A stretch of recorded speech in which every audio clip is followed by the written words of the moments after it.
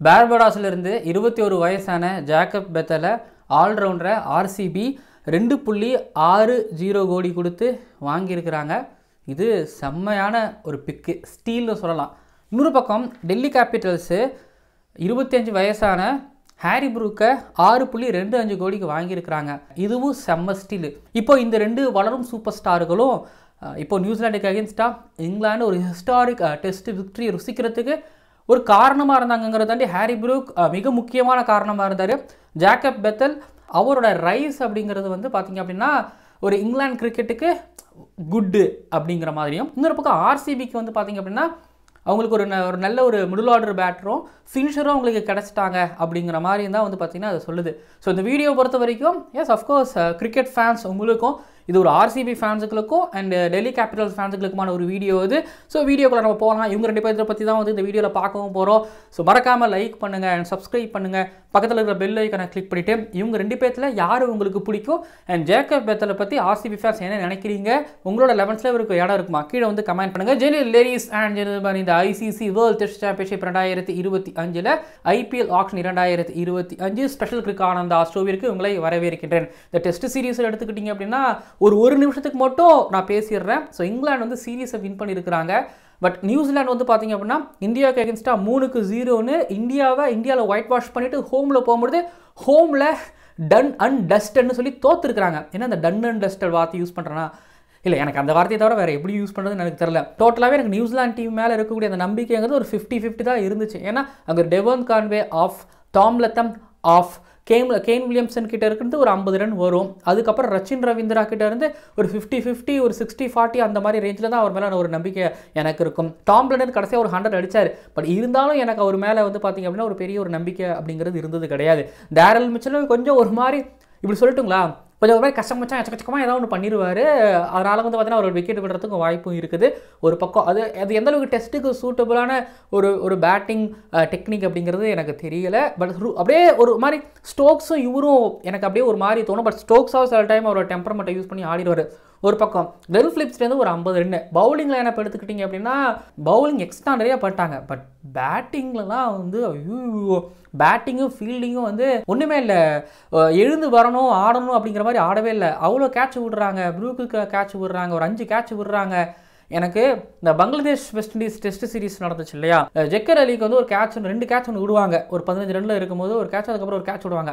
அவர் தான் மேட்ச் எடுத்துகிட்டு போய் ஜெயிக்கிறதுக்கு காரணமாக இருப்பார். இங்கே வந்து பார்த்தீங்கன்னா ஹாரி ப்ரூக்கு கேட்ச் விடுவாங்க. கிட்டத்தட்ட ஒரு 5 கேட்ச் கிட்டத்தட்ட விடுவாங்க. இந்த டெஸ்ட் சீரிஸ் அங்கேயே செத்துடுச்சு. செத்த டெஸ்ட் சீரிஸை நியூசிலாந்து விளாண்டுருக்காங்க. ஒருவேளை நியூசிலாந்து ஒரு மாதிரி சூப்பராக ஆடி இங்கிலாந்து ஃபைட் பண்ணி இந்த சீரிஸை வின் பண்ணியிருந்தாங்கன்னா ஆஹா ஓஹோ அப்படின்னு பேசியிருந்துருக்கலாம். பட் அப்படி நடக்கவே இல்லை. ரொம்ப ரொம்ப என்ன சொல்கிறது, இங்கிலாண்டே யோசிச்சிருப்பாங்க, இவ்வளோ கேட்ச் விட்றீங்கிற மாதிரி யோசிச்சிருப்பாங்க. அப்படி தான் நடந்துச்சு இந்த டெஸ்ட் சீரிஸ் அப்படிங்கிறது வந்து. இங்கிலாந்து சீரிஸை வின் பண்ணிட்டாங்க.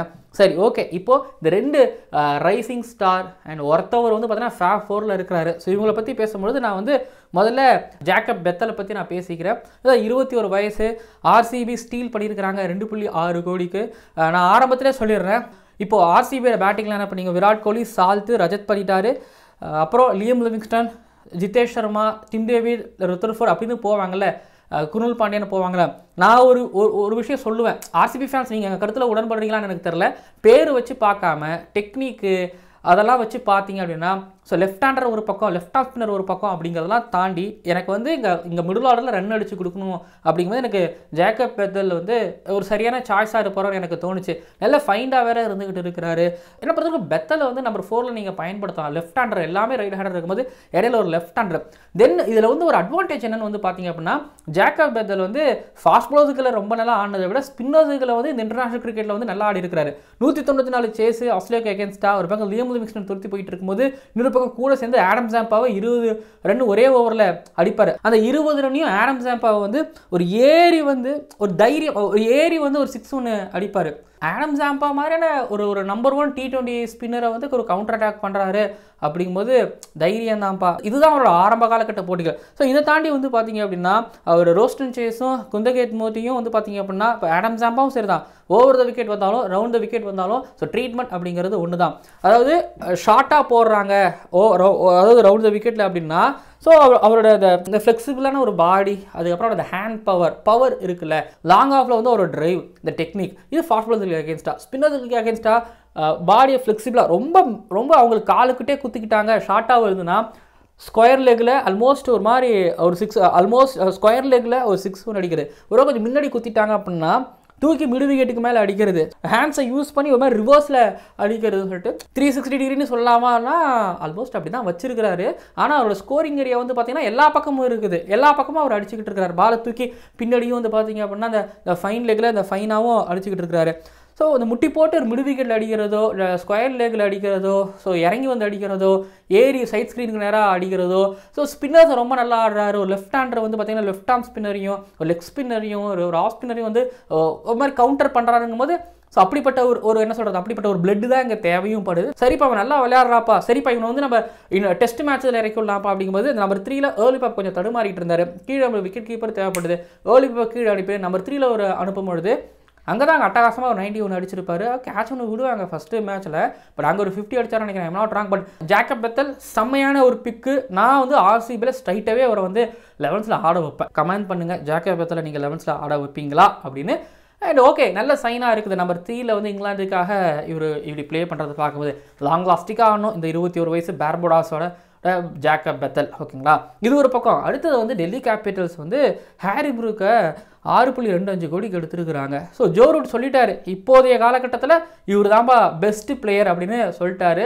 இவர்கிட்ட இருக்கக்கூடிய ஒரு நல்ல ஒரு விஷயம் என்னென்னு வந்து பார்த்தீங்க அப்படின்னா, ஓகே ஒரு 100 அடிச்சுட்டு திருப்பி தடுமாறிட்டு இருக்கும்போது திரும்ப அந்த 100 புரியுதுங்களா, ரன் அடிக்கிறத வந்து எப்படி அடிக்கிறது அப்படிங்கிறத அவர் கற்று வச்சிருக்காரு. அந்த 100 எப்படி அடிக்கிறதுங்கிறத வந்து பார்த்தீங்கன்னா அவர் வந்து அந்த ஆர்ட்டை கற்று வச்சிருக்காரு. ஒரு 100 அடிச்சாரா, 100 அடிச்சதுக்கப்புறம் வந்து பார்த்தீங்கன்னா 171 அடிச்சதுக்கப்புறம் 123, இப்போ 57 நியூசிலாண்டுக்கு அகேன்ஸ்டா so player of the series award வாங்குற அளவுக்கு ரன்னில் இப்போ குமிச்சு வச்சிருக்காரு. சரி, அவரோட கன்சிஸ்டன்சி ஒரு நீங்கள் எடுத்துக்கிட்டிங்கன்னா ஒரு 4 டெஸ்ட் மேட்ச் அப்படியே அள்ளி போட்டிங்கன்னா அதில் ஹாரி ப்ரூக்கோட ரன்கள் ரொம்ப அதிகமாகவும் இருக்கும். ஒன்று நம்பர்ஸ் வகையில் பார்த்தீங்க அப்படின்னா இப்படி நம்பர்ஸ் ஹாரி ப்ரூக்கு ரொம்ப பிரம்மாண்டமாக காமிக்கும். ஸ்மித்தை வந்து ஒரு ஃபாஸ்ட் பாலரை ஏறி வந்து கவர்ஸுக்கு மேலேயும் மிடு விக்கெட்டுக்கு மேலேயும் அடிக்கிறாருங்கிற போது என்னங்க ஹாரி ப்ரூக் என்ன ஒரு ஃபாஸ்ட் பாலர் இப்படி ஏறி அடிக்கிறியா அப்படின்னு ஒரு பக்கம் தோணும் பொழுது, இன்னொரு பக்கம் அப்படியே ஒரு மாதிரி ஷார்ட் பாலை ஃபுல் ஷாட் ஒன்று அடிக்கிறாரு, நின்றுக்கிட்டே அடிக்கிறாரு, கரெக்டாக அப்படியே ஸ்கொயர் லெக்கில் லேண்ட் ஆகுது.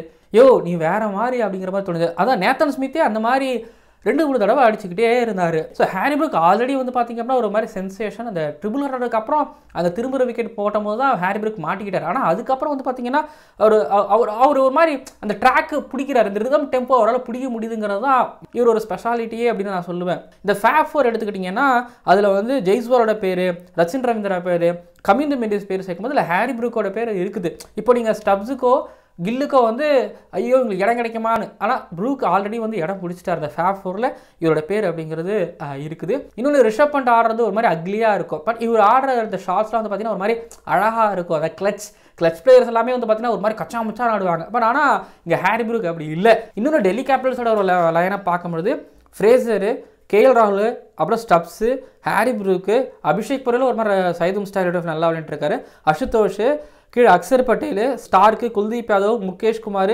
நடராஜன் இம்பாக்ட் சபா வருவார். மேபி இந்த 7ல் வந்து பார்த்தீங்கன்னா சமீர் ரிஸ்வியெல்லாம் வந்து ட்ரை பண்ணுவாங்க. சமீர் ரிஸ்வி ஒரு ஹார்ட் ஹிட்டர் ஒரு பக்கம். இன்னொன்று Harry Brook 2 T20 world cup ஆடிட்டார், சத்தமே இல்லாமல் ஆடிட்டார். 2022 T20 வேர்ல்டு கப்பில் கடைசி நேரத்தில் சேர்த்தாங்க. ஸோ அவர் T20 வேர்ல்டு கப் சாம்பியனும் கூட. பட் அப்போ வந்து பார்த்தீங்கன்னா செம்ம சென்சேஷன் ஹாரி ப்ரூக்கரா வராண்டா கமாண்டா அப்படிங்கும்பொழுது வந்தார். பட் டெஸ்ட்டில் வந்து பார்த்தீங்கன்னா அந்த 100 சொல்லிட்டு ஒரு மாதிரி பெரிய சேலஞ்ச் கொடுத்துட்டு இருக்கிற ஹாரி ப்ரூக் அந்த டெஸ்ட்டில் அவங்களோட ஷார்ட்ஸ் பார்க்கும்போது இவங்களால இந்த கிரவுண்டில் ஆட முடியாதா, ஒன்றும் இல்லை. இப்போது ஃபெரோஷா கோட்லால் ஹாரி ப்ரூக் குட்டி கிரவுண்டு தான், இன்னொரு பக்கம் சின்னசுவாமி பெத்தல் குட்டி கிரவுண்டு, அடித்து ஆனாலும் பறக்க விடலாம். 2 பேருமே வந்து பார்த்திங்க அப்படின்னா இங்கிலாண்டோட பெரிய சொத்து அப்படின்னா இந்த பக்கம் ஃப்ரான்ச்சைசி கிரிக்கெட்டில் வந்து பார்த்திங்கன்னா டெல்லி கேபிட்டல்ஸும் அண்ட் பெத்தலும் ஒருவேளை அவங்களுக்கு நல்ல சீசன் அமைஞ்சதுன்னா டெஃபினட்டாக வந்து அது ஆர்சிபிக்கும் டெல்லி கேபிட்டல்ஸுக்கும் நல்ல சீசனாகவும் இருக்கும், ரிட்டைன் கூட பண்ணுறதுக்கு ஒரு வாய்ப்பு இருக்குது. பார்ப்போம். இந்த வீடியோ இதோட நிறைவடையுது. ஜேக்கப் பெத்தல் பற்றி உங்களுக்கு தெரியாதவங்க தெரிஞ்சுக்கிட்டீங்களா, சந்தோஷம். அதுக்கப்புறம் டெல்லி கேபிட்டல்ஸில் ஹாரி ப்ரூக்கை பற்றி தெரியாத டெல்லி கேபிட்டல்ஸ் ஃபேன்ஸ் தெரிஞ்சுக்கிட்டீங்களா, ரொம்ப சந்தோஷம். இந்த வீடியோ நிறைவடையுது. பட் இவங்க 2 பேரோட பேட்டிங்கை நீங்கள் சும்மா ஹைலைட்ஸ் போய் பாருங்களேன், தரமாக வேறு மாதிரி கிழின்னு கிழிச்சிருக்கிறாங்க. ஆனால் 2 ஃப்ரான்ச்சைசி கிரிக்கெட் ஃபேன்ஸுங்கிறத தாண்டி இங்கிலாந்து ஃபேன்ஸ், ECB ஃபேன்ஸ் ரொம்ப கொடுத்து வச்சவங்க, அப்படி ஆடிக்கிட்டு இருக்கிறாங்க. ஹைலைட்ஸ் பார்த்துட்டு வந்துட்டு யாரோட பேட்டிங் சூப்பராக இருக்குங்கிறதையும் கீழே வந்து கமெண்ட் பண்ணுங்கள். எனக்கு ப்ரூக்கு ஸ்மித்தை ஏறி அடித்த மூமெண்ட்டு வேறு மாதிரி, ஆடம் ஜாம்பாவை பெத்தல் அடித்தது வேறு மாதிரி இருந்துச்சு.